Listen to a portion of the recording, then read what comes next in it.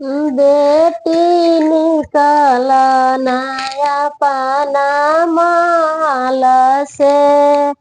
बेटी निकल नया पाना महल से।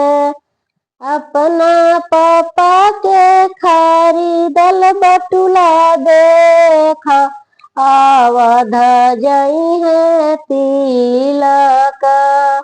अपना पापा के खरीदल बटुला देख अवध जई है तिलक। आमा कैसे के निकाली महल से। मोरे आमा बिना बिहार करे अवध जई है तिलक। मोरे आमा बिना बिहार करे अवध जई है तिलक। बेटी निकल न अपना महल से। अपना चाचा के खरीदल बर्तन देख अवध जई है तिलक। अपना चाचा के खरीदल बर्तन देख अवध जई है तिलक।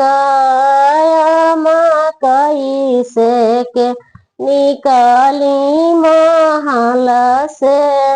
आमा कैसे के निकली महल से। मोर चाची बिना बिहार करे अवध जई है तिलक।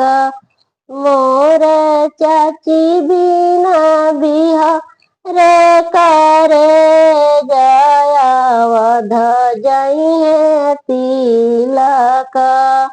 बेटी निकल नया पाना महल से। अपना भैया के खरीदल सिकरी देख अवध जई है तिलक। अपना भैया के खरीदल अंगूठी देख अवध जई है तिलक। आमा कैसे के निकली महल से। आमा कैसे के निकली महल से।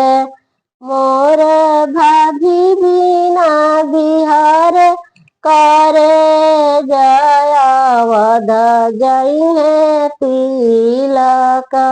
मोर दीदी बिना बिहार करे अवध जई है तिलक।